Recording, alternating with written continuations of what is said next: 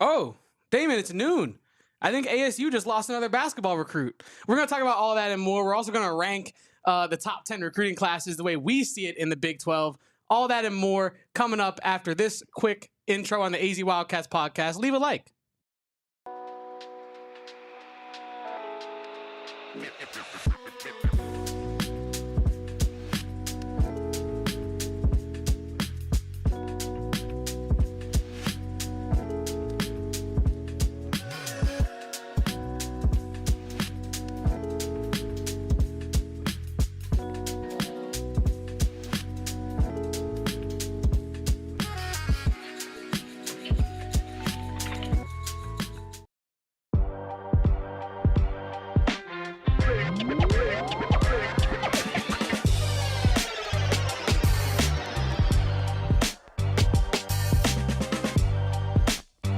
Welcome on into the AZ Wildcats podcast. I'm your host, Damon Fairall. He is Kevin Thomas.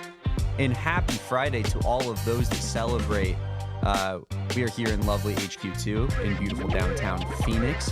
Kevin, how are we living on a Friday morning? Very good, Damon. Very good. We just got some great news from the ASU crew. They lost one of their top recruits to Pacific. University of Pacific, Kevin. Not the ocean, the university. And I had to double check that real quick and make sure that it wasn't Pacific University. That's how irrelevant we're talking here. U of P, you guys lost out on a recruit. Your number one recruit to U of P. Funny enough about Eric Ruby here saying ASU talking the cold open is hilarious. Is Eric Ruby walked over and told us this information right before we went live. Making sure that we're informed here at PHNX Sports. Very kind of him, very big of him, and then uses it to come after us after we use his information that he gives us. Interesting how that works. Classic Sun Devil, bro. I understand. I would lash out too if my school was losing out on recruits to, the University of Pacific. Kevin, I think, you know what? It actually is University of the Pacific. How interesting is that? That is pretty crazy. That is pretty insane. And honestly, when I said I wanted to talk about this before the show with you, I mostly wanted to talk about it in a U of A centric way of aren't we so thankful that our program is in this position to where we're not losing out on recruits to a University of Pacific? If Arizona at this point loses out on a recruit, you would best believe either the player was not truly desired by the program, or they went to another top flight program like a Houston, or I know they're not in their heyday right now, but a top flight program like UNC, for example. You know what right? it gives me shades of, Kevin, is the Kevin Sumlin era at Arizona where we were competing with Houston Christian, or is it Houston Baptist, Sam Houston State, Texas State, all the big North Texas, all the big dogs when it comes to small school Texas schools. That's who we were in the mud with. That's who Kevin Sumlin was competing with recruits for. And meanwhile, you have Bobby Hurley doing the same with a bad team in the Mountain West Conference. Just beautiful stuff, and you gotta love what the Sun Devils are building over there in Tempe. And Damon, I say this mostly in jest, but it's kind of true, right? Even our football program, they might be losing out on a ton of talent because of the turnover over recent years. But as we're going to talk about later on today's show, they're still competing with top flight programs for some recruits, right? There's a quarterback right now that's on an official visit to Arizona who is being recruited by Oklahoma. Ever heard of that football program? So I feel overall, the health of Arizona athletics is in a good place, even though it might not be where we necessarily want it to be in all aspects right now. There is another player that took a visit to campus. I believe this week he might have finished his visit. I'm not quite sure, but Paris Melvin Jr., he's a wide receiver / DB out of Cypress, Texas, and he's a top 150 recruit in the country, and he's on a visit to Arizona as of this week in the 2026 upcoming class. So, yeah, to your point, there are some decently high-level recruits that Arizona's at least getting in the building still from a football standpoint, despite maybe, not setting the recruiting world on fire. I don't really think that the Arizona football recruiting class is it's not bad. You know what I mean? I've seen bad Arizona football recruiting classes, and it's certainly a step above that. It's not quite that Jed Fish bringing in Fafita, Cowing, Manu, T-Mac all in one class level good, but it's it's probably back end of Jed Fish at Arizona level of recruiting classes where, there was you're finding some gems, you're identifying some high level prospects early on. Sometimes when that happens, when you're scouting players like that and you're getting in on a guy early, oftentimes then the big schools come along late, right? And then you get knocked out of the recruiting process. That's the challenge of recruiting at a school like Arizona. But that's kind of the challenges Jed Fish faced a lot of the time as well. And I think that the football recruiting classes are on a similar trajectory, Kevin. But getting into basketball, because that's where our bread gets buttered as Arizona fans here, if you will. And actually, speaking of, Michael puts it here in the chat. We're the perfect pregame going into the baseball game. Michael, much appreciated, sir.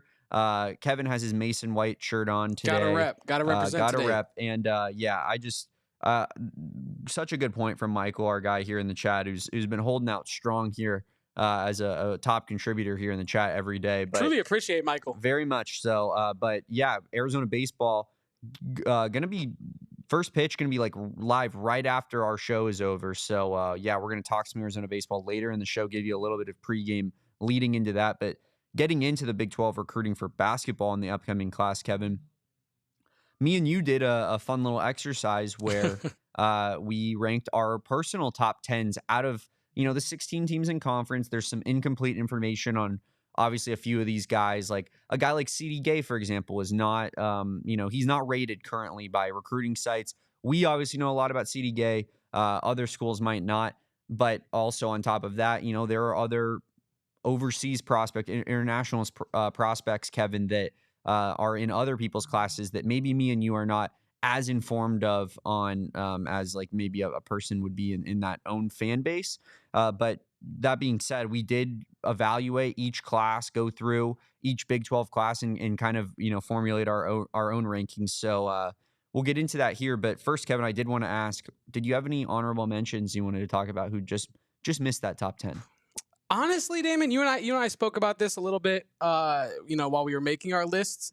These classes, once you get out of the top, I'll say 5-ish, are kind of like are quite similar, right? So I don't really feel like there's going to be many that feel snubbed on this list. I mean, for the record, there's only 12 available options. You know what I mean? So it's not as though there's going to be a large contingency of fan bases that feel like they got snubbed.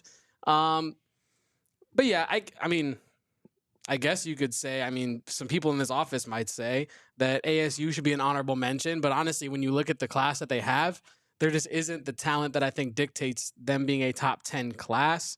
And yeah, Damon. So honestly, honorable mention wise, not much from what I can see. You could argue maybe West Virginia from an honorable mention shout could be in the top 10. And maybe I'm being a little disrespectful to West Virginia by not having them in my top 10. But I would say those are the two that probably deserve a shout. ASU based on the fact that they had to reimagine their entire roster. So I think quantity wise, you could say they maybe are the 10th spot there. West Virginia, UCF kind of in a similar spot. Yes. In regards to that, in my opinion, Kevin, where they're bringing in 11 guys incoming transfer wise. And it's like, obviously there's going to be a few good players that come in that group, right? There's a lot of minutes to go around, a lot of the basketball to shoot, a lot of usage, right? But I it's one of those things where it's like, you got to kind of scale it. I think it's not all numbers are created equal, quality over quantity when it comes to recruiting, in my opinion, at the end of the day. No, yeah, excuse me, Damon. Sorry. But I agree with you. It's when we were going through this list, when you were going through these classes, you really do realize that some of these bigger classes truly don't have the actual depth of talent that you might think based on the number of recruits that they're bringing in. Yeah. And it's kind of just casting a wide net, right? I think like when I looked at, let me pull it up here. I believe it was Colorado's class that I was looking at, and they just had a bunch of players in there that I didn't think. Yeah, Colorado 5 commits here, but all of them, not necessarily impressing you, right? Like you have a guy like Josiah Sanders, Jalen Holland, Taco Fawaz, some good 4-star players, Damon.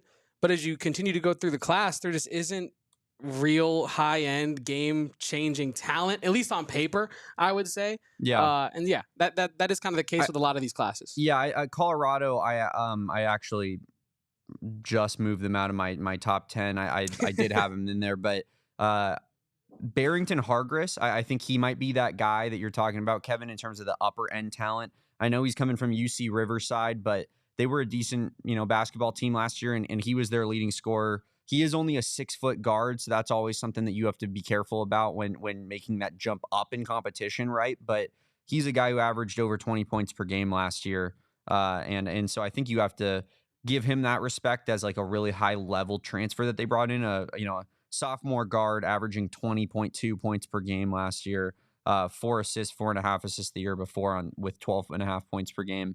I think that's a really good player and figures to be Colorado's maybe like kind of star going into next year, who they're giving the keys of the program to. But ultimately, I agree with you. I just don't think that there's enough in that list as a whole, as a recruiting class, where I don't think that they're in this top 10. As far as ASU, similar to what you said, like a lot of quantity, not a lot of quality, in my opinion. Probably a couple players that'll end up being pretty solid out of that group because there's so many players that they're bringing in, but not going to be a good basketball team ultimately. And when the fate of your basketball team rests on the success of your one current recruiting class, and you're not going to be a good basketball team, I can't sit here and say that recruiting class is going to be a good recruiting class. You know what I mean? No. I feel like it's simple maths when it comes to something like that, Kevin. Like, it's if your entire team success rests on your recruiting class, and your recruiting class that you have bringing in is going to be, win a third of their games in the Big 12, then your recruiting class is bad. Honestly. Yeah. No, and that's a good point, Damon. And Oklahoma State is another one. They have 7 transfers coming in, and that's not even counting the 3 letter of intents that have been signed. They have a total of, that's an entirely new roster, to your point, right? Like an entire 10 set of guys coming in to compete for minutes. And Edgar says it here in the chat. We don't got to do that in Tucson because in Tommy we trust. Put that on a coin or something. We need that, like a Tucson.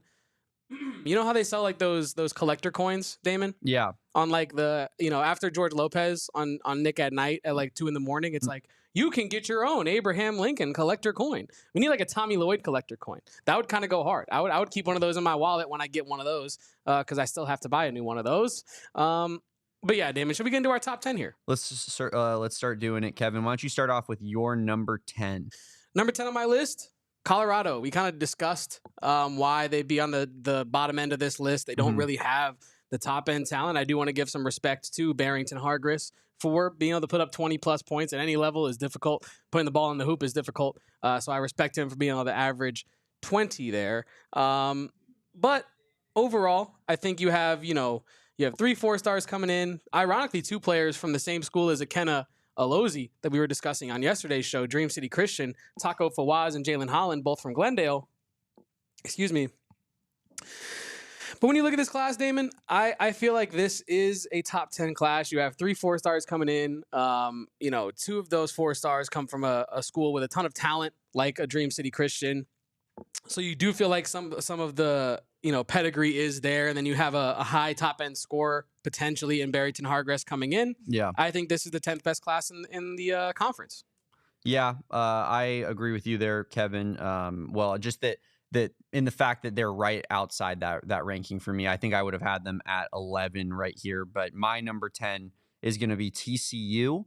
I think TCU is. It's not the greatest class you've ever seen. Jaden Pierre and Brock Harding. The thing I like about those transfers in, Kevin, is a couple of guards there for the Horned Frogs is both 4-star transfers, but they both played high-level college basketball last year. Brock Harding played at Iowa. Jaden Pierre played at Providence. So both playing Power 6, hoops, Power 5 hoops. And they both averaged like 7 to 10 points per game. So I expect them to be contributors, maybe not stars, but decent players for this TCU team. They have a top 50 commit in Caden Edwards, who, I think anytime you have a top 50 guy, you expect that player to be a pretty big factor, especially at a school like TCU. Like Arizona, a top 50 guy, if you're on that back end, you might be more of a bench player in your year one. But I think at a school like TCU, you're going to be given a lot of PT early. And then they have the number 2 JUCO transfer in the country in Xavier Edmonds. So, not really sure how to, judge the quality of Utah JUCO basketball, to be honest with you, but I'll adhere to the rankings here and number 2 recruit out of JUCO in the country. I think TCU's class is solid. I don't think that they're going to be a necessarily a good team even in conference next year, but I think that these are all players that can contribute to at least a team that is not an easy win necessarily on your schedule. 1,000%. And that was your 10 spot. And I feel like we should just move into our 9 spot, because my number 9 spot is TCU. So we can keep talking about this class right now, because I think TCU's class, honestly, if we were to do like a power rankings of the players in this class throughout the season, I feel like TCU's, if we're doing like a superlatives, could be one of the biggest risers in the conference, because I love this class of players coming in. If they had a little bit more quantity of like high school recruits, I think this could be like a top 7, I'll say, class in the conference. I'm not getting too crazy, right? But I think it could be like in that 6-7 range. You already spoke about Jaden Pierre and Brock Harding. Xavier Edmonds, we spoke about him a little bit. The number 2 JUCO, as you mentioned. Number 1 JUCO player in his position as well. 6'8" power forward. A little undersized for the 4. Maybe not at the college level, but I think, if you're talking about guys that can come in and physically dominate, I don't know if that's necessarily him. Yeah. But I'm excited to talk about a guy we haven't spoken about in this TCU class, Lilitaurus Lelivicius. I think we mentioned him as a player that I wanted potentially Arizona to take a swing at for a potential bench role. The 6'7" small forward from Oregon State, I think, is a truly very talented player, a little bit raw, but someone that I think if playing under the right coach can really be utilized correctly and become not a star player, but a star in his role kind of player. So I'm kind of excited about this TCU class as much as you can be. Tanner Toolson, I know we have a lot of audio listeners. You don't really got to Google Tanner Toolson. Just imagine what a Tanner Toolson looks like, and that's exactly what he looks like. So, yeah, I like this TCU class. I don't love this TCU class. They come in at number 9. Close your eyes for a second. Walk with me. You're on a beach in San Diego. A guy with a surfboard walks up to you. You know what I mean? He's like, "What's your name?" I'm like, "Kevin." "What's your name?" "Tanner Toolson." Oh, that makes so much sense. But no, yeah. you don't say what's your name. You say, "Is your name Tanner Toolson?" No, yeah, you're right. But yeah, TCU and Tanner Toolson fall at my number 9 slot. Yeah, Edgar said, "Imagine a good credit score." Oh, that's funny. Good credit score. I'm trying to think. Probably drives like a Subaru. You know what I mean? I don't know about a Subaru. I'm thinking more maybe like a Ford Expedition from our friends at St. Anderson Ford. I like that. Nice dad car. Maybe open up the back seat a little bit. I love it. Yeah. My number 9, Kevin, in what I think is perhaps the most overrated recruiting class in the entire country, Iowa State.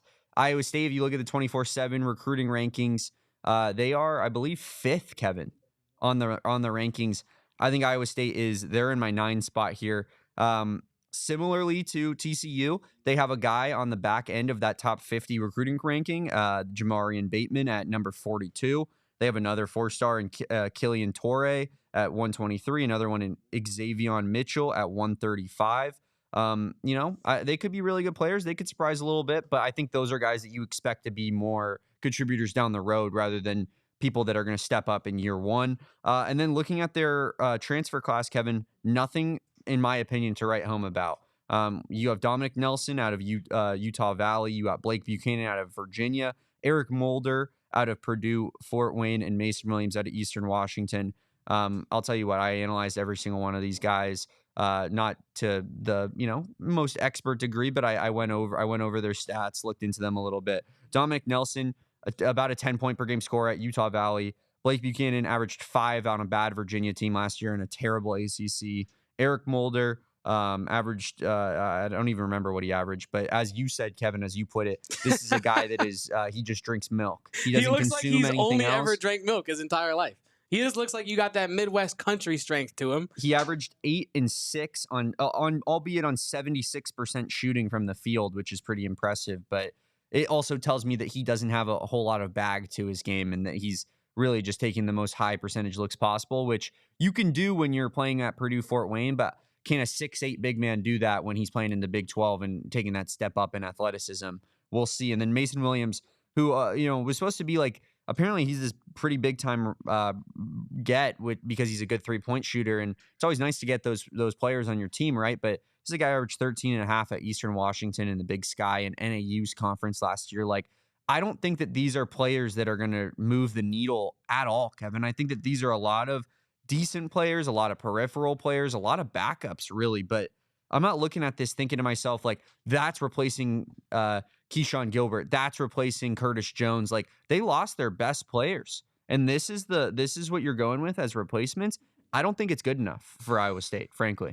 Yeah, and I'll get to Iowa State a little bit higher on my list, not much higher on my list, but I do have some things I wanted to talk about with that class. I can totally see how you would have them at number 9. Like I said, I'm not too far off with my ranking of Iowa State. I do feel like it's a pretty overrated class just on paper. 24/7 Sports has them as the number 4 best class in the Big 12. So, yeah. I also wanted to mention Xavier Mitchell, also from Oshkosh. Can we name another famous Iowa State Cyclone from Oshkosh?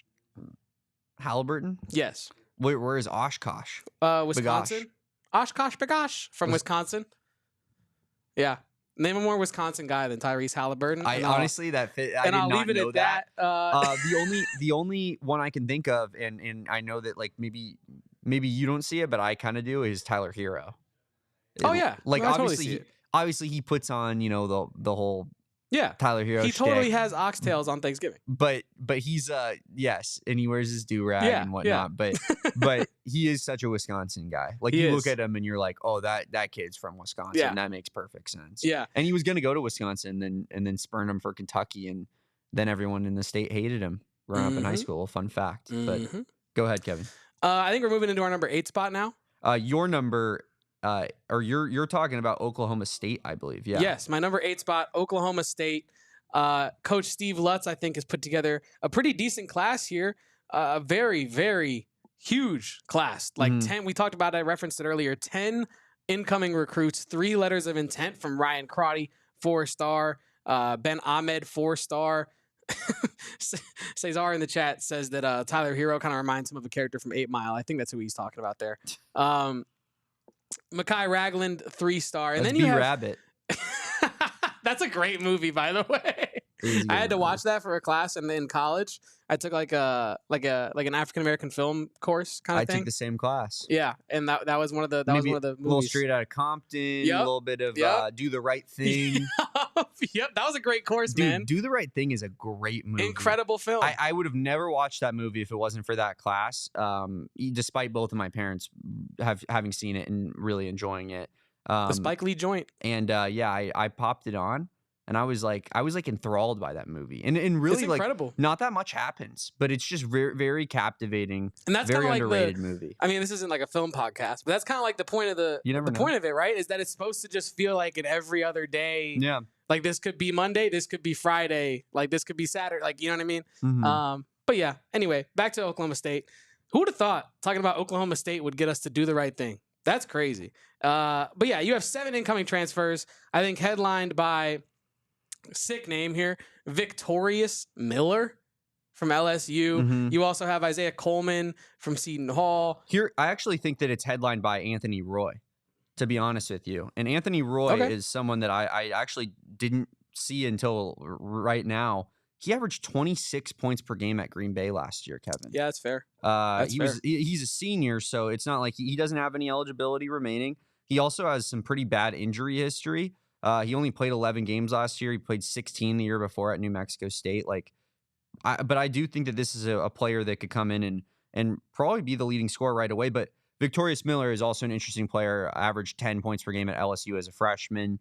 Definitely could be a good player. I might be underrating Oklahoma State's class a little bit, to be honest with you. I do agree with you that there's obviously a ton of names on this list. They got 2 top 100 recruits, or one guy that's right outside the top 100 in Ben Ahmad. Or Ahmed maybe. But yeah, I think that this is a situation where they put together a large class, but it does have some quality in it. I do think that they could be a better next year than they were last year in the Big 12. But I do think Isaiah Coleman sucks and is overrated. Isaiah Coleman averaged 20 points per game last year at Seton Hall. on 32% shooting from the field or whatever.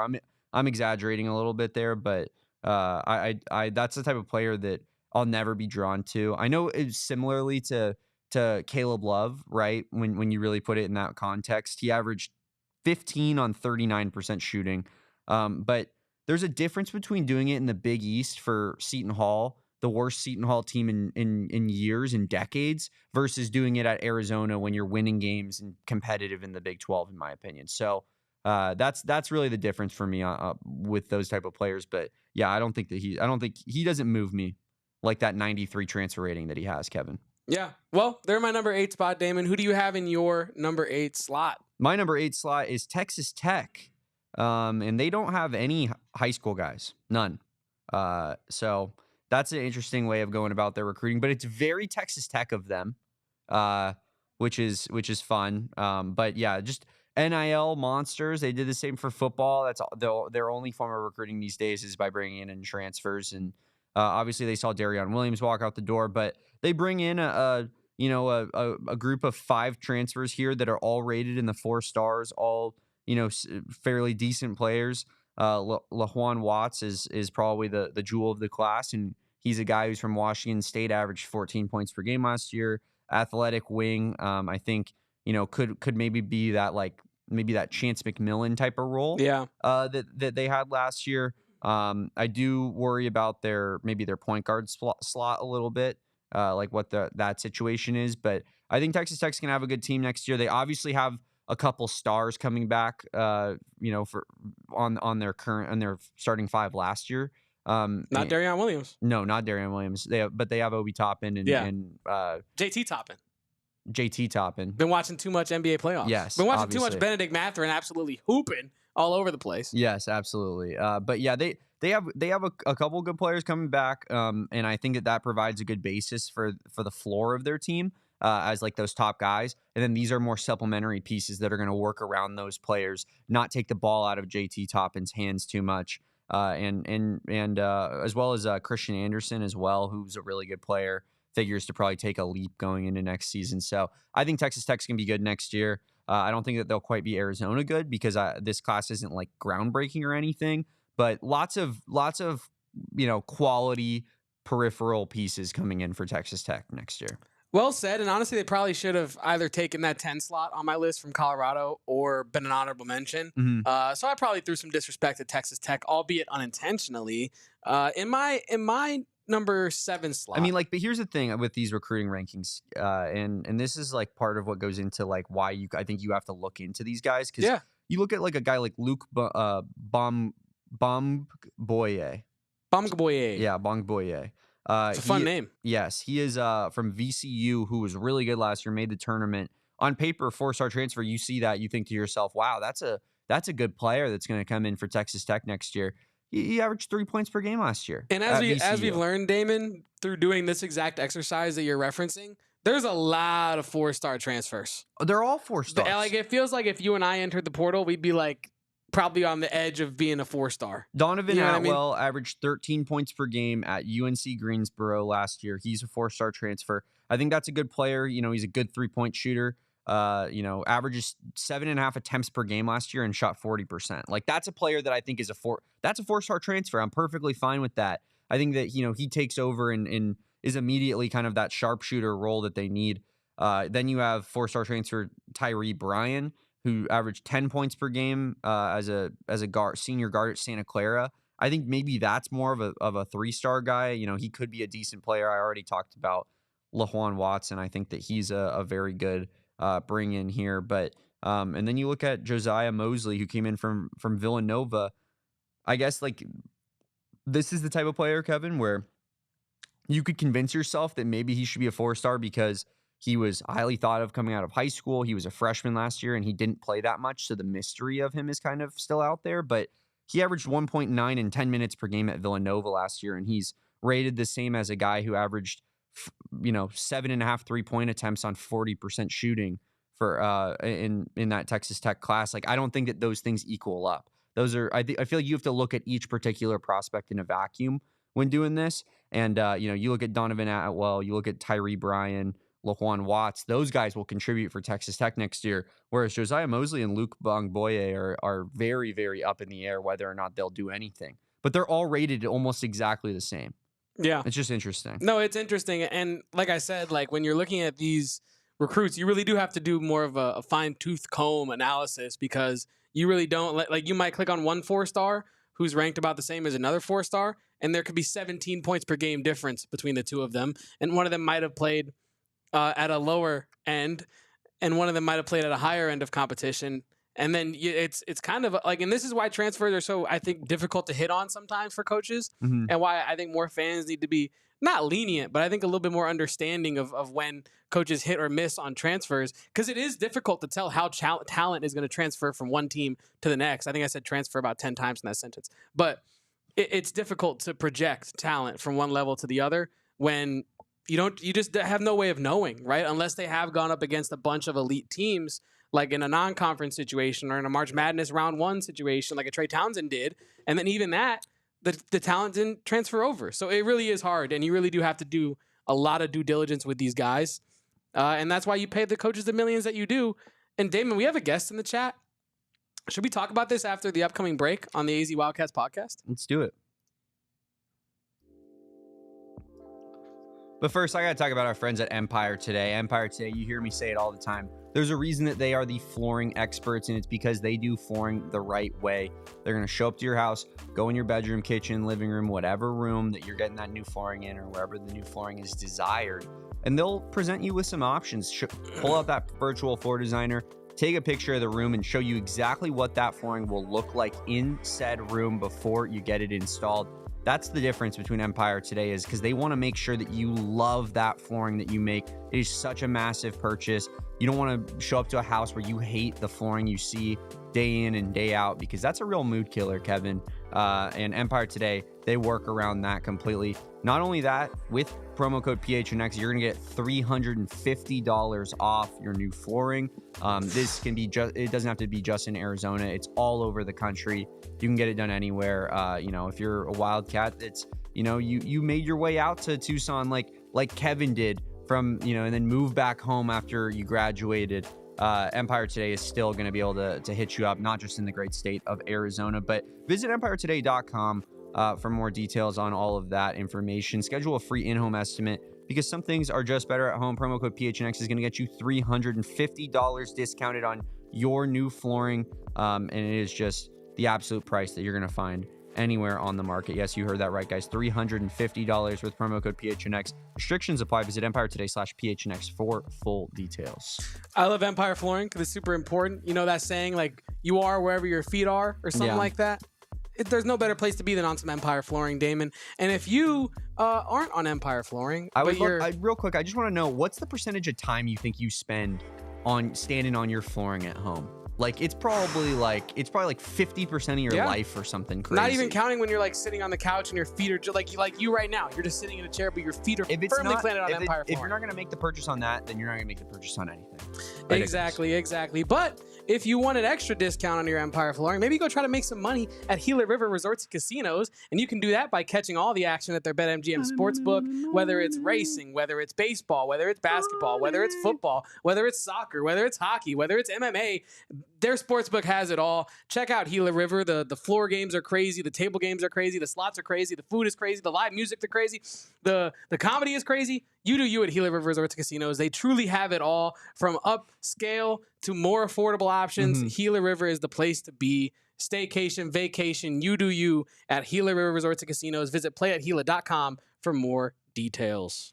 Gotta love a little Gila trip, Kevin, and gotta love when our guy Big Ten Jed is in the chat. Yeah, and Big Ten Jed, maybe aka Zach Bossy. We had a discussion with Zach Bossy today about this chatter here in our chat, Big Ten Jed, and we really did think it was Zach Bossy. Maybe we still do think it's Zach Bossy's burner. He is adamant that this is not him and that this is an actual viewer of our podcast. And if it is an actual viewer of our podcast, sorry for the misunderstanding. We appreciate you being here. Please stay. But if it's not, and if it is Zach Bossy, who based on Damon's eyes, I feel like Zach Bossy, enemy of the program. Yeah, he might be enemy number one. I'm declaring war. Wow. He always has something to say. Washington football 6-7 last year. Unless you're trying to bring up a legitimate argument, in which case he has no time for you, and then it will turn into a joke. Because it is an elite way of going about an argument. Eric Ruby does it the same way. Get you all riled up and be like, dude, why are you so mad? I was just kidding. Yeah, say a bunch of crazy off the wall things that are completely untrue, like black and white, just like objectively not true. And then put arguments in your mouth, and then when you disagree with them, be like, you're acting insane right now, the man. gaslighting is unbelievable sometimes in this office, Damon. But should I move into my number 7 slot? Do it. All right, number 7 on my list is the slightly overrated Iowa State Cyclones. We've kind of discussed their class ad nauseum a little bit already. Massively overrated. Yeah, it is very overrated class. I do think, though, having a top 50 player in Jamarion Bateman, and then you also have. I feel like that's the class, man. That's when I look at that, Kevin. The only thing I can think of is he better be a freaking world beater from day one, or else we're talking about a team that is gonna be finishing the dead middle of the conference next year. Dominicus Plita had better be the best. That's the European guy that they have? That is the German man. like that was kind of who I was referring to when I was talking about, like, we don't know sometimes, like, the European players. Yeah, it's hard. Because, there's not a ton of information out there on a dude who's from Germany, played in Germany, right? But if that guy's Lauri Markkanen, Iowa State could be pretty good. Yeah. But if he's, Pauly M, like, all of a sudden, like, that's another cool. You got a guy who's going to hit a 3.5 per game next year on average. And that's his best trait. Yeah. And I don't want to spend too much time on Iowa State. They are overrated. You could argue I should have had them at 8 or even 9. But I don't know. I had them in my 7 slot. Damon, who do you have in your 7 slot? My 7 slot is going to go to Baylor. Baylor, not a great high school class. They do have Andre Iguodala II, which we talked about when he made that commitment on the show. But he's not a very high-level prospect. He's kind of in that Bryce James range of player where you probably don't expect a whole lot from him in year one. Funny enough, Baylor getting Andre Iguodala II, getting Elijah Williams, Monty Williams' kid. Lots of NBA connections going on at Baylor right now.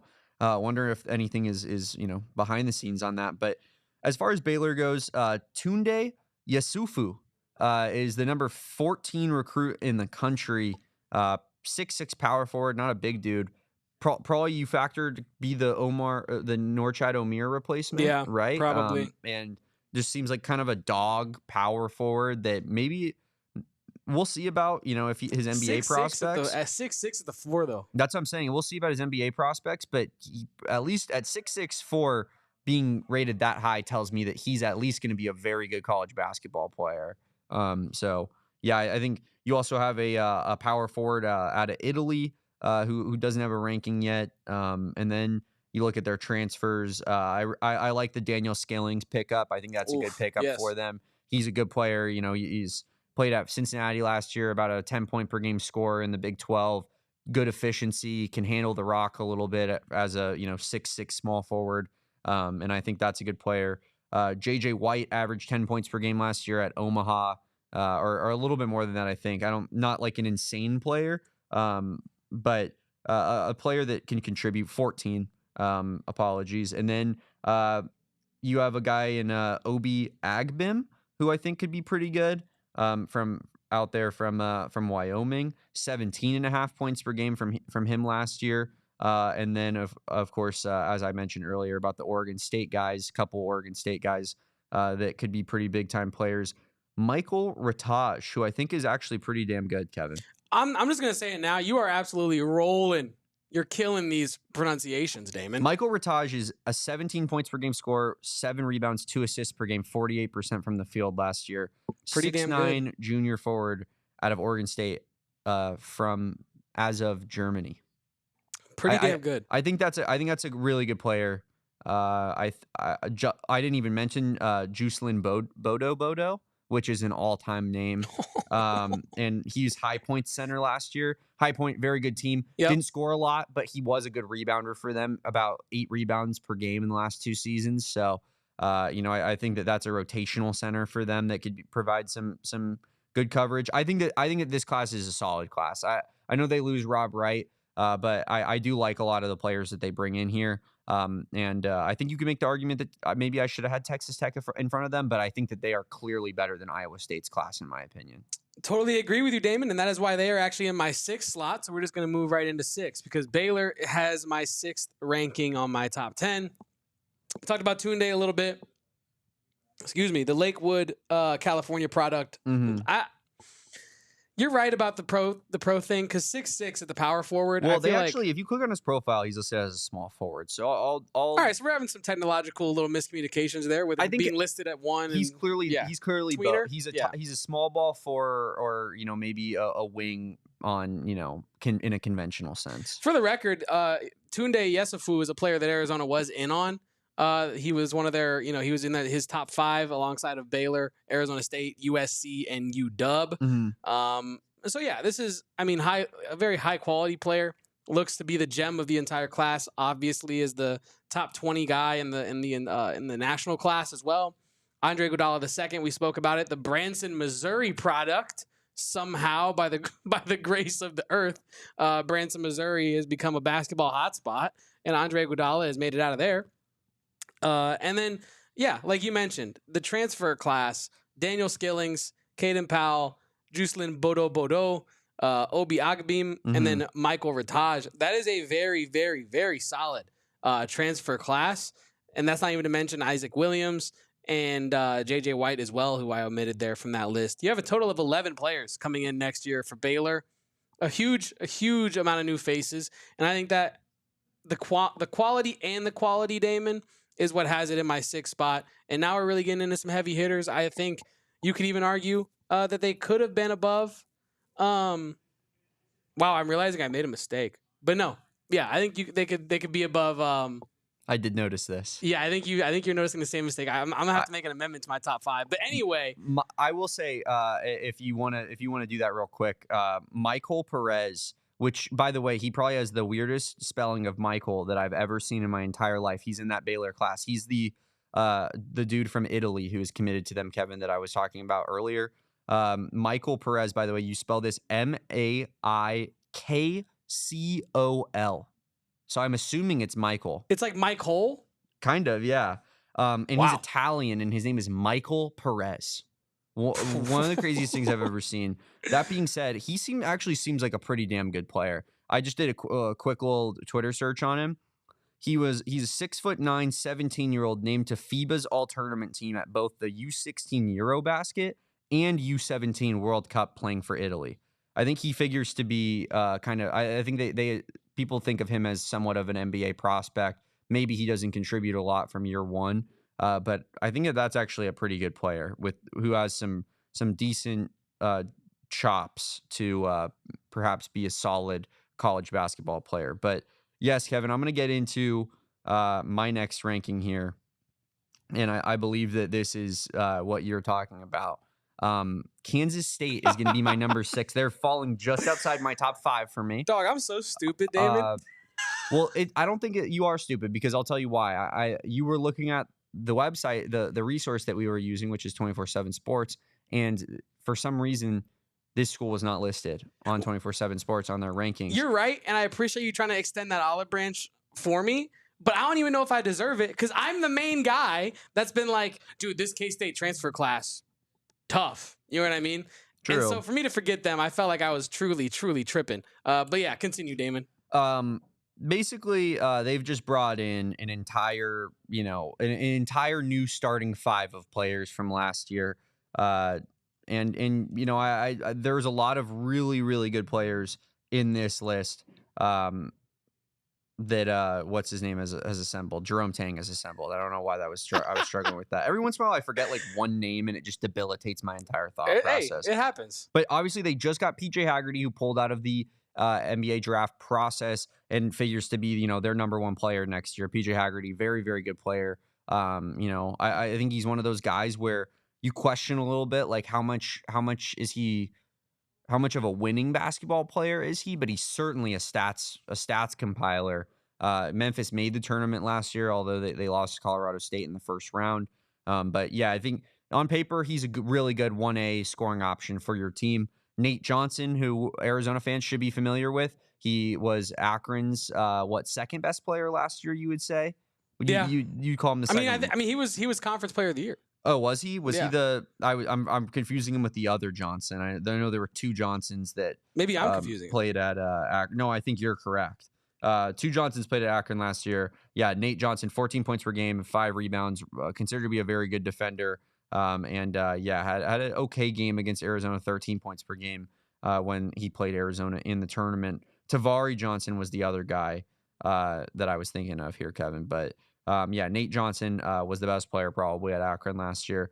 Kamari Griff, 6'9" forward out of UNC Wilmington, 11.5 points per game on good efficiency. That should be a decent player for them. And then you have Abdi Bashir Jr. and Tyreek Smith to round out that transfer class. Abdi Bashir Jr., 20 points per game at Monmouth, albeit on 37% shooting. And Tyreek Smith, who I looked up earlier, also from Memphis, 8 points per game, 6'6", senior. Maybe had a little bit of influence on PJ Haggerty coming to Kansas State. Maybe not, just because Kansas State does have a lot of money. We saw it when they brought in Coleman Hawkins. Damn near crushed the guy. Yeah. So I think Kansas State, they're gonna. I honestly, Kevin, I think that Kansas State is going to be about where they were last year. I don't see this recruiting class as like a recruiting class that's going to take them to the next level. They lose, a really good player in like Doug McDaniel, for example, who I really liked and kind of gave Arizona fits when he played Arizona last year. But I think that this is a good recruiting class and certainly, a team that will be reckoned with in the Big 12 next year. For certain, Damon, and I have amended my list, so I guess I'll be giving 11 teams in total. Okay. And we're moving pretty much where K-State came into my rankings. I'll get to that maybe in a little bit. Actually worked out because I can just bump everybody down one. Colorado loses out. Yeah, Colorado now is an honorable mention in my list. TCU drops down to 10, Oklahoma State to 9, Iowa State to 8, Baylor to 7, and then now we're getting to my 6th spot, Damon, who I have as Cincinnati. I think Cincinnati has a nice little class coming in here. I think the transfers is where this class is truly going to shine. However, you do have high-level letters of intent that have been signed. The 22nd best player in the class, Sean Abayev. Keyshawn Tillery, the 57th best player in the class, both 4 stars. But I think if you look closer into Sean Abayev's almost page, a 5-star. Exactly. Sean Abayev is a 5-star composite. Nice. When you look at it as well. So Cincinnati has a very good class coming in. That's not to mention their 6 transfers. Baba Miller, great name. Jalen Haynes, solid player from Mason, and then George Mason. And then you have, I'm interested in these guys. Jalen Celestine from Baylor. Yeah. Mustafa Thiam, who I thought was a really solid player for UCF last year. That is a good player. Sincere Harris from West Virginia. And then you ever heard of a guy? Just a Estonian kid. Just a kid from Estonia, ball in a dream. Kirk Risa has now transferred to become a Bearcat. He's back in the conference. I think this class, I know the Kirk Risa jokes are there, but I think this is actually a very talented class. And I think it's going to have Cincinnati remaining competitive next season in a very, very tough Big 12 conference. 100% with you. I really like the Cincinnati class, and we'll talk about that here in another second. When I get into them as my as the 5th ranked team on my list here, Kevin, because I agree with you. I think Mustafa Thiam, probably the jewel of that transfer class. As a freshman, averaged 10 and 6.5 on a bad UCF team. I think that he figures to be a guy that can take another leap, right? Can take that next step. Has an extremely high ceiling. Kirk Risa, you know what you're getting out of him. I think it's a fine role player to have as long as you're not, being like, we need him to be the starting point guard and be one of the better players on the team. You saw it with Arizona started him, right? He was the starting point guard at Arizona, but he was the 5th best player in the starting lineup. And I think that if he's your 5th best player in your starting lineup, you're fine. If he's coming off the bench, you're fine. If he's anything more than that, now the concern starts to come in. Jalen Celestine, really good player at Baylor last year. Not going to be a star, but I think a player that helps you win games and that plays in the Big 12 already. Baba Miller, I think, is solid. And then I really like both of those 2 high school kids that they brought in. Almost 2 top 50 players and Sean Abayev is a guy who figures to be maybe even a little bit more than that. So Cincinnati is my 5th ranked team. Why don't you give us our 5th ranked team, your 5th ranked team, Kevin, and then we will hit the break and then get into our top 4. Yeah. So actually, you know what? Let's hit this break right now before we get into the top 5, and then I will give my 5th team after this quick break on the AZ Wildcats podcast. Don't go anywhere. Leave a like. Damon, I wanted to talk to everyone at home about our friends over at Circle K, because I'm going to have to hit up Circle K today because I kind of want some snacks. I kind of want something to drink. I kind of want, to put some air in my tires potentially, because Circle K, you can do it all. It's truly America's thirst stop. Yep. And if you join the Inner Circle Rewards program, Damon, you can become an exclusive member of maybe the coolest club in America is the Inner Circle. With that Inner Circle, once you sign up for free, super easy. You can do it right there at the pump, and by the time your gas is done filling up, you can be a part of the Inner Circle and save 25 cents off per gallon on your first 5 fill-ups. Every fill-up after the first 5, you get 3 cents off per gallon. And then once you graduate into the Inner Circle of the Inner Circle, you get 5 cents off per gallon, Damon. But the savings don't end there. The savings don't end there. They would never end there with the Inner Circle, because current promotions that Inner Circle members only can benefit from is a 79-cent Polar Pop, a 99-cent Froster, 3 for $7 Ghosts, 3 for $5 28-ounce Gatorades and 20-ounce Gator Lights. And then you can also save 30 cents per gallon on fuel when you buy 3 Celsius, Celsia, and that is the Circle K exclusive offer for flavor watermelon ice. For more exclusive deals, visit CircleK.com for more details and join that Inner Circle Rewards program for free by downloading the Circle K app today. Circle K is one of my favorite sponsors that we have here at PHNX. Another one has got to be Branded Bills, right? Because you cannot go anywhere these days without seeing Branded Bills hats all over the place. And there's a reason for that. I mean, obviously you're going to see it more in Arizona. It's a local company based out of Mesa, and they love their Arizona sports teams. So they're providing all sorts of hats for the people, right? But it goes deeper than that. I was on vacation and I was seeing Branded Bills hats in South Carolina, Kevin. Sheesh. I'm not even playing about that. It's all over the place now, and you can't go anywhere without seeing, let me see, wrong side. One of those double Bs. This little curved B logo all over the place. And the reason is because it's the most comfortable premium headwear that you will find anywhere. Truckers, fitteds, beanies, even t-shirts. Branded Bills has you covered. And we mentioned that campus collection. The absolute best Arizona hats on the market. You see me and Kevin wear them on a weekly basis here on this show. I'm wearing one right now. You just got to love Branded Bills. Listen, some of the tennis players, Kevin, during the tennis season, Arizona is obviously a branded school. They have a sponsorship that gives them money. The tennis players don't care. They throw those hats in the trash. You can go and check on the socials. They're wearing Branded Bills caps while playing tennis matches, and there's a reason for that. It's because there's it wicks the sweat away. It's light. It's breathable. It feels so nice on your head. Branded Bills. Use our promo code BBPHNX for 10% off your first order. Head to brandedbills.com and use that promo code BBPHNX for 10% off. Well, Damon, we're getting to our top 5 now. We're at the top 5 of our list here. We probably should have paused before that top 5 to begin with, but it seemed so nicely with you putting Cincinnati to me going into Cincinnati. But no, you're right. Now another school that we've already talked about. Who is your number 5? My number 5, a recent addition to my top 5, Kansas State. I am really impressed with the Kansas State class, what Jerome Tang has been able to accomplish. Clearly someone who is very adept at recruiting in the transfer portal, specifically last year being able to bring in a Doug McDaniel and a Coleman Hawkins. And I think this year being able to bring in a PJ Haggerty 5-star transfer, over 20-point per game score at Memphis, like you mentioned, one of the most sought-after guys in the entire recruiting class. Nate Johnson, who I was very high on as Arizona was about to play Akron. Obviously, it's about as high as you can get. I wasn't saying he was going to, change the world with his play on the court, but very good player. Change the world, as a humanitarian leader or something. Maybe, man. Maybe he would hit a 3 that just had everybody singing "Kumbaya" across, like they're doing the hands across the globe thing. Yeah, you know what I mean. Oh, you know what? Speaking of, I just have to get this out here. Today was the 5-year anniversary of David Guetta. Do you remember that, Kevin? Did you see that viral moment? There was. I probably did. There was an MLS,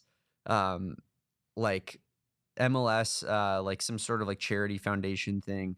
And David Guetta went up there, and I'll have to show you after the show. It is the absolute funniest thing on earth. It's a little bit of a darker joke, but if you know what I'm talking about, for the people at home, look it up. David Guetta, 5-year anniversary, absolutely hilarious stuff. Continue. That's what we bring you on this podcast. Deep cuts only. It's a deep cut I didn't even know about. But yeah, Kansas State, very impressed with their class. We already kind of discussed it here. We've discussed it on multiple shows. This is a very impressive class that Jerome Tang's been able to put together. And when you look at what K-State was able to do last year against some of these teams, I know that they had an inconsistent level of play last year, but beating a Kansas, beating an Arizona, like they had multiple big wins last year, unexpected big wins. And you got to give it up. You got to give it up to them. So I think this is going to allow them to be able to continue some sort of momentum in the Big 12 Conference, similar to Cincinnati's class in that sense, as where I don't think it really makes them like a conference favorite, but it does keep them frisky that if some teams underperform, maybe they could slip, into the top, not the top, very top, but like the top end of the conference if they have a good year and other teams have a bad year. Yeah. I think that they're certainly a team that could probably reach a higher ceiling than maybe I have them. I more expect them to be in that kind of bubble team range. Maybe they're like a Baylor light from last year. Like they're somewhat of like a team that's extremely talented, and you could see the vision, but they kind of just squeak into the tournament, maybe win a game in the first round, and then play one of the top seeds in the second. Well, it's another thing with these big classes, and I'll let you get to your 5 here in a second, but another thing with these big classes that I don't believe we've touched on, maybe you touched on it, was that there is no continuity. If you're bringing in 11, 10, 9, 8 new guys into a team that have never played together before, I guess PJ Haggerty and the other player from Memphis had played together, but you see it in the NBA. Like, how many times does a team that's been put together in their first year make it all the way to the championship or make it to their goal? There's so much time that is spent trying to figure out what the other guys need from you, what you can do for, like, what they can do. Like, there's just so much chemistry that needs to be sorted out. Yeah. And by the time you do sort it out, the season's almost over. You know what I mean? So with these big classes, Oklahoma State, K-State, I think Baylor is also a big class, but like some of these bigger classes, it's going to be tough to evaluate how they help the team next year when they've never played together before. With a team like, exactly, Sam Albert said it here, it took Florida 2 years. With a team like Arizona, yes, there's a ton of turnover, but there's still a lot of continuity with the leaders on that team from last season. So just something to keep in mind with some of these bigger classes as we get to the top of this list. Certainly, and as we move forward, I'm going to hit you with my number 4 here, Kevin, and that is going to be Kansas. Kansas bringing in Darren Peterson, the number 1 recruit in the country, the MVP of the McDonald's All-American game. And, he's obviously the jewel of the class. They lose a lot of players, Kansas does, from last season. DeJuan Harris, Hunter Dickinson, KJ Adams, even maybe Zeke Mayo. We're going to find out, as we go. And I believe, didn't Flory Badunga transfer as well? He transferred out. Did he stay? I know he entered the portal. Let me look that up for you. But I'm not sure. I think he did return, but I know he entered the portal. This is great podcasting, Damon. It's very good podcasting.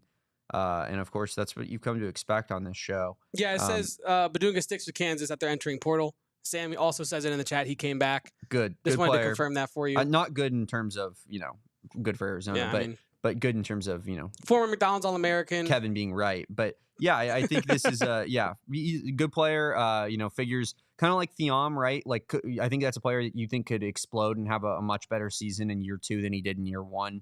And there's some pieces around that Kansas team that I think are intriguing. You bring in, I like this Semis Calderon guy.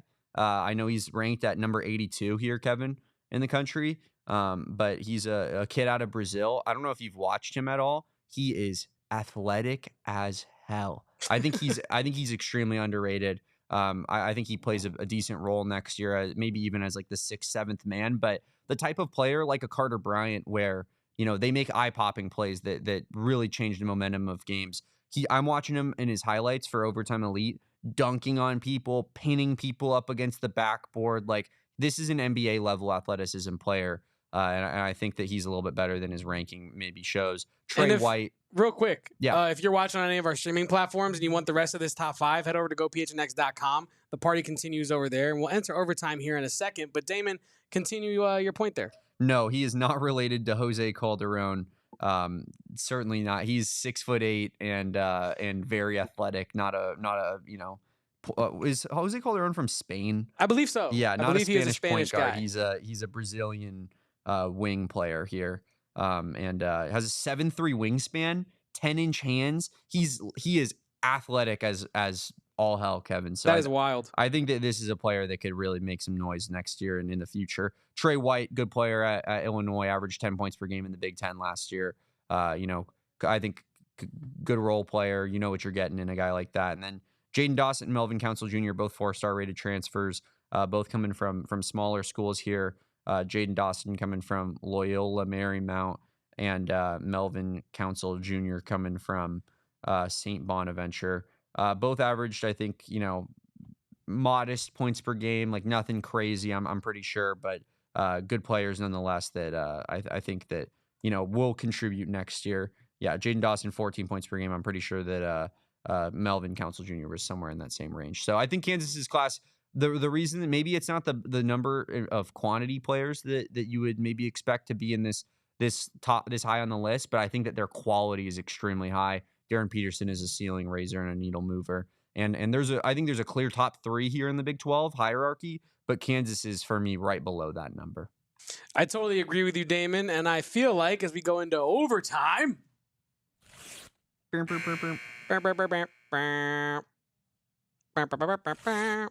you go into overtime here, Damon, I feel like we should just tag team the 3 slot here, because I'm gonna talk about my 4 team, and that is also Kansas. And I mean, you kind of spoke it at the end of there. This class does not have the quantity, but damn, do they have the quality. The number 1 player in the class, literally a perfect rating on 24/7 of 100. Samiz Calderon, like you mentioned it, a very impressive talent, 6'8", 200 pounds, plays at overtime elite. We know that they're playing all over the globe against some of the best talent in the world. C.D. Gay is one of their opponents as well. Corbin Allen, 3-star, probably not going to be mentioned as much on this list, but I do want to mention that Corbin Allen does look about 46. So I think the experience is going to be there. There is no way that kid it was born in 2006, dude. He literally looks There's like no way. If you had told me that was like a retired rapper, you know what I mean, and that they were like that like they're like in their late 30s now, I'd be like for sure. Or if that was like a former NBA guy that was like playing in Spain or something, I'd be like, oh yeah, no, that makes so much sense. I think I remember him on the Knicks. You know what I mean? The Carmelo Knicks. That's OJ Mayo. Yeah. But like you alluded to, Trey White, very good role player, put up 20 multiple times last season for Illinois. I think this is a recruiting class that Bill Self can do a ton with. Edgar alluded to it in the chat. Having the number 1 player in the nation, that's good enough to get you in the top of most of these lists. Yeah. To be honest with you, because it just is such a heavy weight. You know what I mean? Heavyweight commitment. So Kansas is in my 4 slot, but not for lack of trying. They had the quantity, but not necessarily, or they had the quality, but not necessarily the quantity. Yeah, and that's the reason I think that they're clearly not going to be in this top 3 here. And I think that everyone at home who listens to this show on a regular basis knows who we're going to be talking about here. But Kevin and I do have a slightly different order that I think that we can get into debate-wise a little bit here.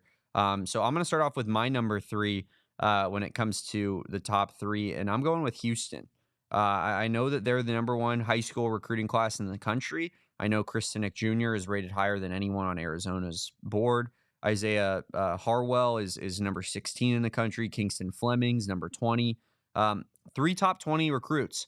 Insane, right? 3 guys that I think are all in the 5-star range. Harwell and Flemings don't have it on 24/7 unless you go to the composite, but they're guys that are right outside of what would be considered a 5-star. Not a big transfer class at all, so I don't think you can expect much from Houston in that side of things. But yeah, I mean, you bring in Chris Sinek Jr., who's figures to be like the main big that Houston plays next year. We know Houston likes to play small and not have a ton of bigs on the floor, so I think he'll be that replacement for Roberts.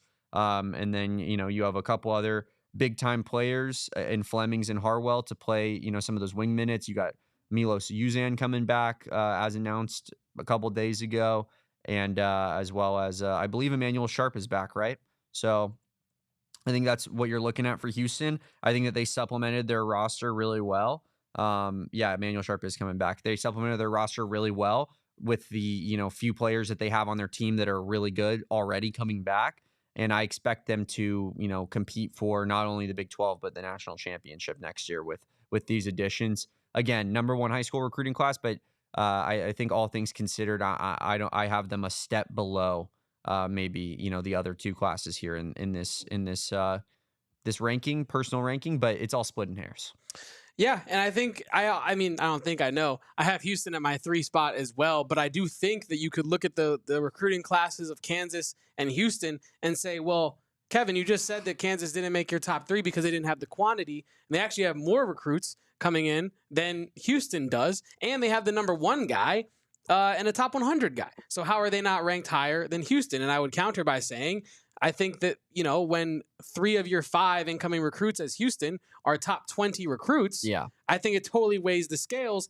And when the highest recruit in your class is nationally number 7, and then you have 3 top 20 guys, we're getting into some, hypothetical math here, but like, what's the difference between the number 1 player there? If we're doing like rankings here of like quantitative value, like what's the difference between having 1 guy who's assumed to be the best player in the class and then 3 guys who all could be NBA quality guys?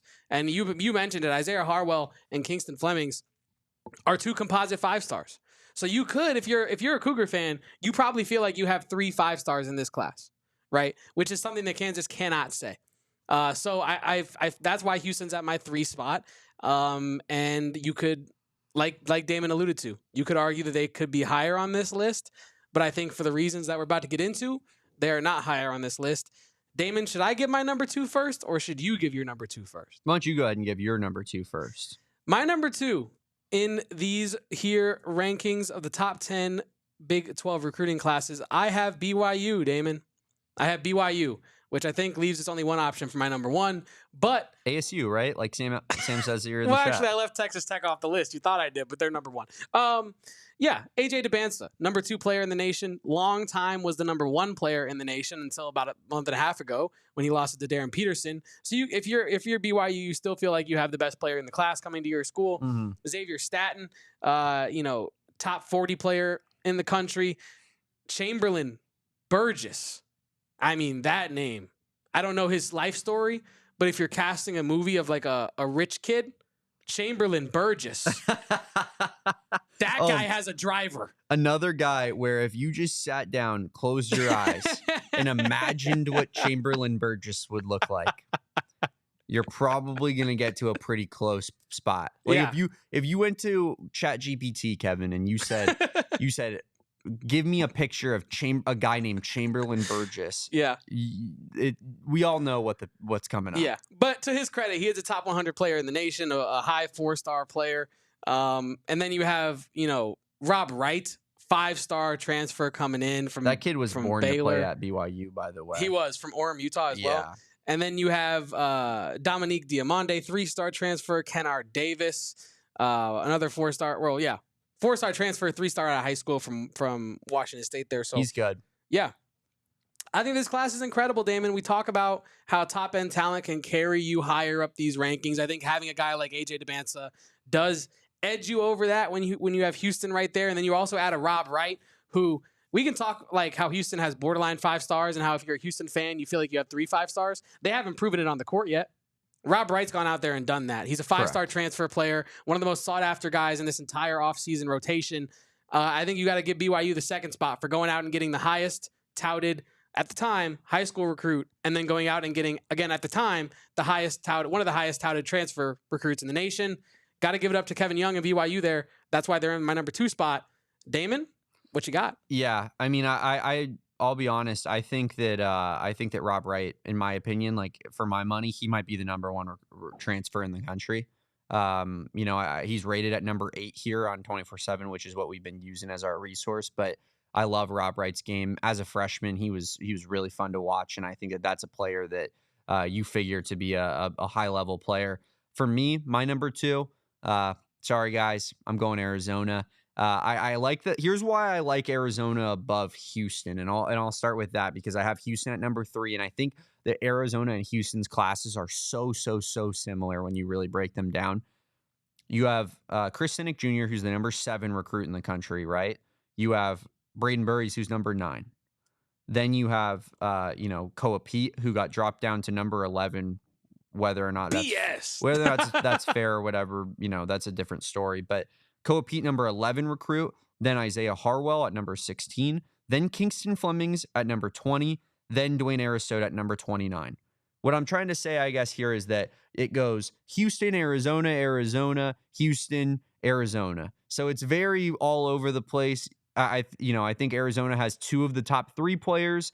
I'll go as far to say, and I'll make this prediction right now, I think Koa Peat has a better season than Chris Sinek Jr. does.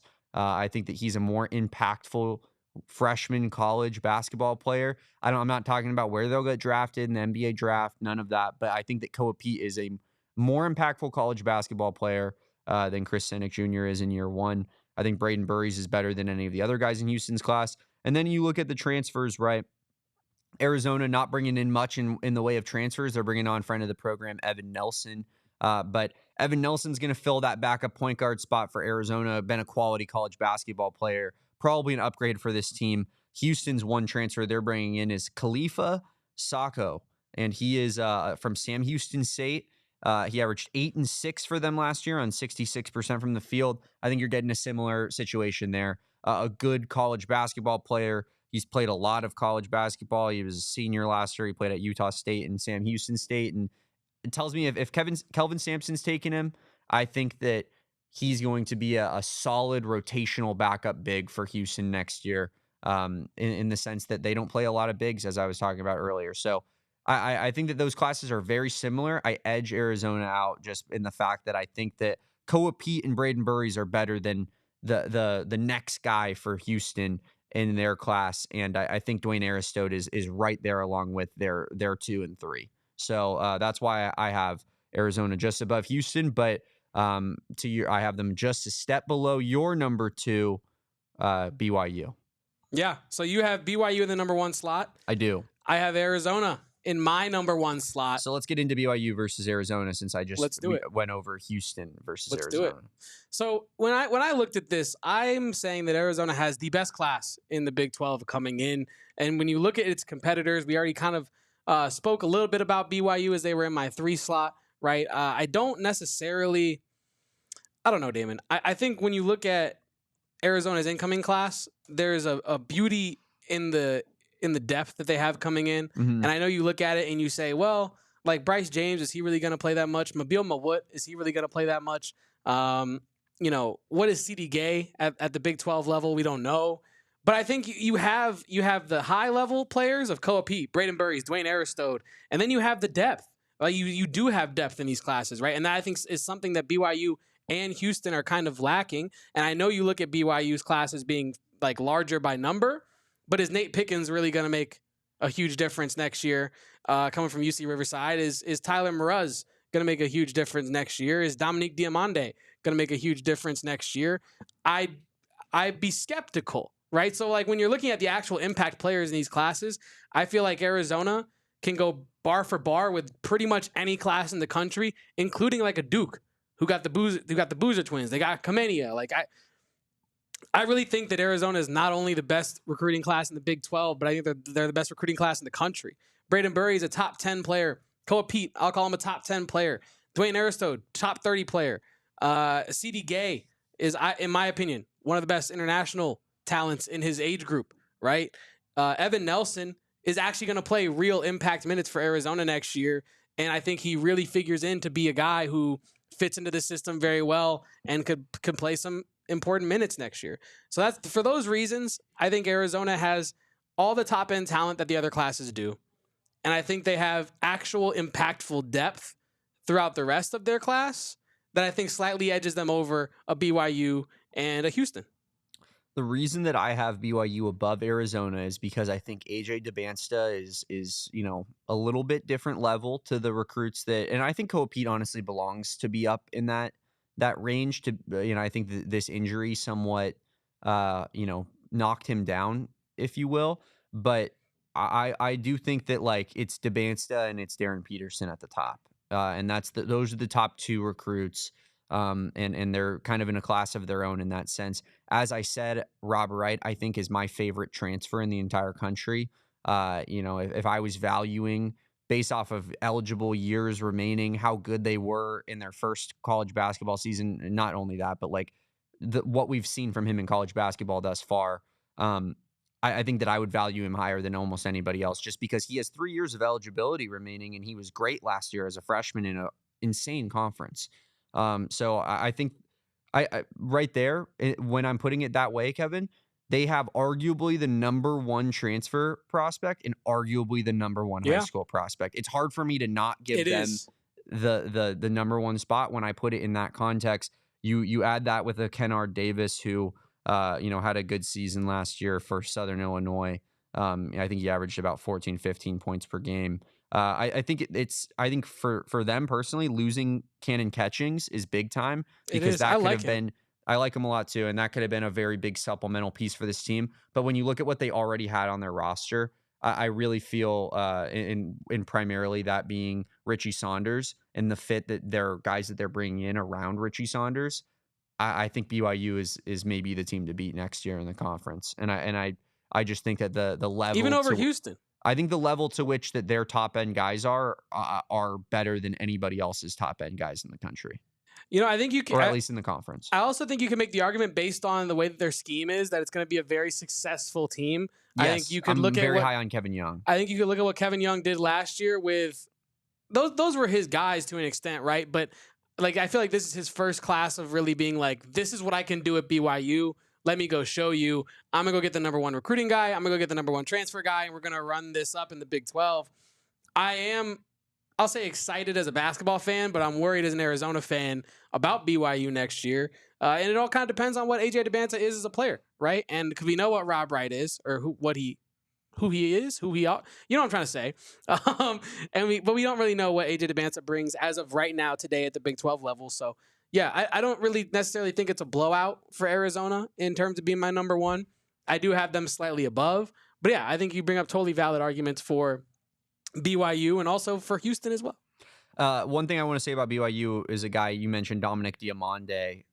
We were talking about it before the show. Like to me, he's the epitome of everything that's wrong with transfer ratings. He is 0.01 on the rating scale away from being considered a 4-star transfer. And the guy was a red shirt for Washington last year. Washington Huskies basketball. So like to me, it's just like that's the epitome of cool. He's 6'8". He had a decent recruiting ranking coming in, and he did absolutely nothing in the 1 season of college basketball for a bad basketball team. Yeah. Why is he highly thought of? You know what I mean? Like I don't know. That's the type of situation where I can't wrap my head around, giving good recruiting rankings to guys like that. I know he's a 3-star, but he's almost a 4-star. And that's why it requires looking into each particular case, you know what I mean? Rather than just, going off of these rankings and just running with them, right? Like exactly. Tyler Maris or whatever, however you say his name, averaged 9 points per game on less than 40% shooting for Idaho last year. Nate Pickens averaged 10 points per game on less than 40% shooting for UC Riverside. Like, don't factor in too much to my equation here for BYU, but yeah, I just think that they're really set up to succeed next year. Also, Damon, Arizona baseball is live right now. Bottom of the 1st inning, man on first. Guess who's at bat? Who's at bat? I'm wearing the shirt, Damon. Mason White is at bat right now. 1-1 count in the bottom of the 1st. Just wanted to give everybody a quick update since we are still live. And I know everyone here in Arizona, every Arizona Wildcat in the nation is watching us as opposed to the baseball game right now. So I figured I would give us a little bit of an update there, Damon. And yeah, I think we did a great job of ranking, if I do say so myself, a little pat on our own backs. I think we did a great job of rating these recruiting classes. And like you said, kind of doing it with more of a fine-tooth comb and not really just kind of being like, well, this is what the composite says, and I think that Houston is just the best. Because like if you look at their overall class rankings, Kansas State's not even on there, Texas Tech's not even on there. Like there's some weird stuff going on just in terms of how they scale it overall and whatnot. But Mason White on base, Sam Alberts, this is the second time Sam has done this today. Stole the words out of my mouth. I was about to say, we had a back-to-back hit by pitch situation. Mason White just barely got grazed, and we first and second. This pitcher's all over the place. He's shaking on the mound. You can see him 2-7 visibly is shaking. Scared. 2-7 is scared. Arizona, of course, playing Cal Poly right now. I'm sad that this started right now, Kevin, because I actually did want to get a bet in on Arizona today because I saw they were like minus 110 against Cal Poly, and I felt that was pretty disrespectful. But hopefully Arizona gets this W. We're gonna be keeping you locked and loaded with all of our coverage regarding Arizona baseball. We will keep you updated on our account. Make sure you follow us at PHNX_Wildcats. Did we have a little bit of Caleb Love information before we got out of here today? Just a brief mention. I wanted to say a couple days ago he did get a pre-draft workout with the Portland Trailblazers. Looked like he was having an absolute blast out there doing his thing. Hope to see Caleb Love in the NBA sometime next season, or at least the G League, Damon. I just want to see Caleb Love playing pro ball. I don't want to be done watching Caleb Love hoop. That's all. That's really all I had to say, and I hope that he does find his way onto a roster.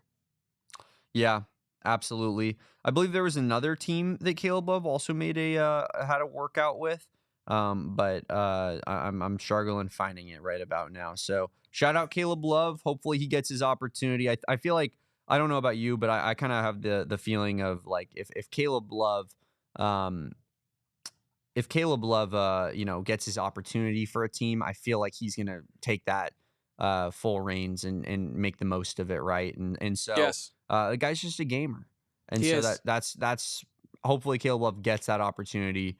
And the Trailblazers wouldn't be a bad option for him because that's a team that I feel like they definitely have a lot more of a center rotation built in than they do a guard rotation. As of right now, they have Klingon, who they just drafted. They have DeAndre Ayton, obviously. And I believe they still have Rob Williams as of right. Hey, that's Time Lord, man. Moment. That's Time Lord. No disrespect. So I think, you could make the argument that maybe there's a little bit more minutes on the guard side of things for the Portland Trailblazers. But Caleb Love, shout out Caleb Love. That was your full Big 12 recruiting power rankings for the 2025 basketball class. Hope you guys enjoyed it at home. Thank you guys so much for rocking with us on a Friday. I am Damon Dog. You can follow me at Damon DAWG. You can follow my guy Kevin at KevoPosts, KEVOPOSTS. Follow us at PHNX_Wildcats, as I already said. Shout out everybody here in the chat. Shout out Sam for being here and holding it strong all week. Edgar, of course, Tom. You know that he's always here. Tony, Michael. Did you say Michael? Like Michael? Yeah, because he said I gotta start going by Michael. Oh yeah, that's pretty sweet. Willie Dog, Big Ten Jet, aka Zach Bossy. Zach Bossy, my mom, of course. Cesar, everybody for rocking with us. We appreciate you guys so much for hanging out with us on a Friday. Gave you a little bit of an overtime edition, despite it being the off season. It's never the off season for Kevin and for Damon here, and we like to yap it up. But thank you so much for being here.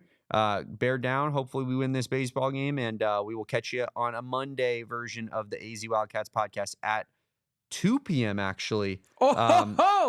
Make sure you guys are there. We are making a big switch. Yeah, that's right. Glad I got that in here before we got out of here today. That's a good point.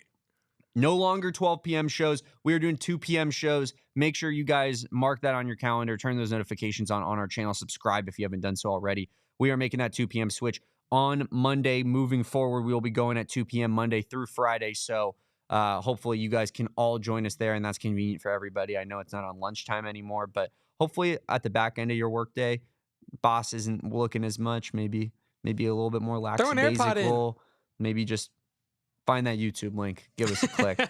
Hang out with us to end your workday. We appreciate everybody for rocking with us. Until next time at Monday at 2 p.m. We will see you, but peace out. Bear down. Go Cats. See you at 2 p.m. We all silly like the mayor.